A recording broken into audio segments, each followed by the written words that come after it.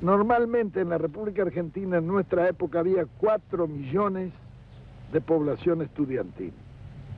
De esos 4 millones, solamente 300.000 hacían los estudios secundarios. De manera que de la escuela primaria a la enseñanza secundaria ya había un descarte de 3.700.000 muchachos. De esos 300.000 iban a la universidad nunca más de 100.000 en todas las universidades. De manera que ya en esa etapa había otro descarte de 200.000. ¿Qué pasaba con estos 3 millones largos que al terminar la escuela primaria no podían ir al secundario porque no tenían medios, porque como la enseñanza era cara, ninguno de ellos podía seguir los estudios superiores? Y estos iban a los potreros, que eran las escuelas de delincuencia más conocidas. Y nosotros no tuvimos delincuencia infantil.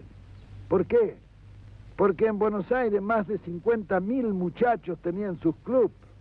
Esos clubes los hacía el Estado y se lo entregaba a los vecinos que lo administraban y lo llevaban adelante.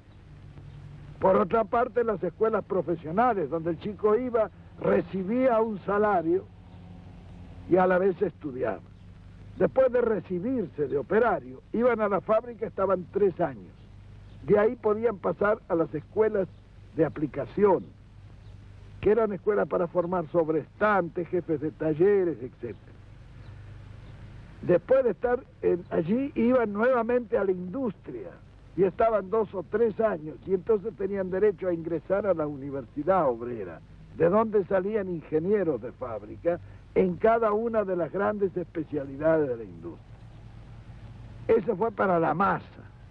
Es decir, en esto se contempló un panorama de conjunto y se hizo la conquista más grande, fue que allí la universidad se llenó de hijos de obreros, donde antes estaba solamente admitido el oligarca, porque la forma de llevar al oligarca es poner altos aranceles, entonces solamente puede ir el que los paga. Nosotros suprimimos todos los aranceles. Para la universidad no había ni derechos de exámenes ni nada, era gratis, totalmente gratis, el Estado pagaba eso. De manera que tanto el pobre como el rico podía ir. Era un crimen que estuviéramos seleccionando materia gris en círculos de 100.000 personas cuando lo podíamos seleccionar en 4 millones, que hubieran salido más abundantes.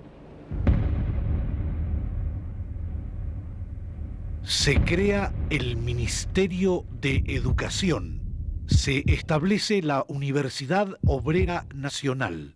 Se construye la Ciudad Universitaria en Tucumán. Se crean en Rosario las facultades de Humanidades, Ciencias de la Educación, Medicina, Ciencias Económicas y Matemáticas. Facultad de Ingeniería de San Juan. Ciencias de la Educación en San Luis. Universidad Nacional de La Plata. Ciudad Universitaria en Córdoba. Ciudad Universitaria en Mendoza. Ciudad Universitaria de Buenos Aires. Se suprimen los aranceles universitarios. Se establecen becas para estudiantes de escasos recursos, no solo argentinos, sino también de cualquier parte del mundo, que vienen por miles a estudiar a nuestro país.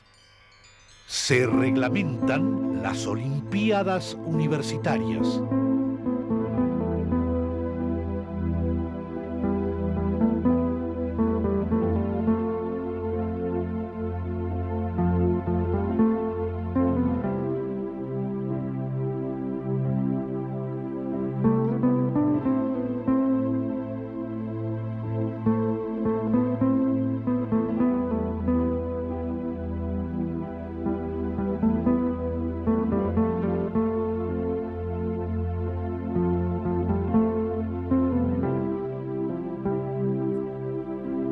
Se crean misiones monotécnicas para que los alumnos de zonas rurales aprendan artes y oficios como zapatería, carpintería, albañilería, herrería y mecánica.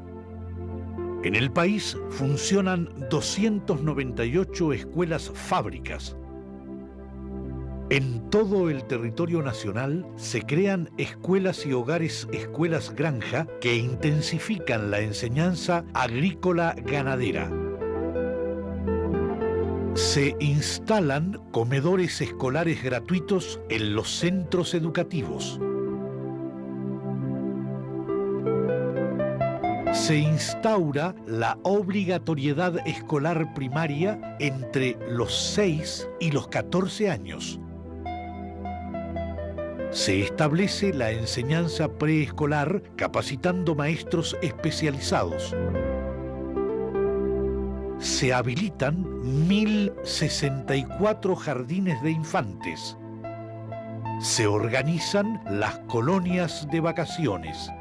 Entre los años 1946 y 1955, la cantidad de alumnos se elevó a 2.870.000.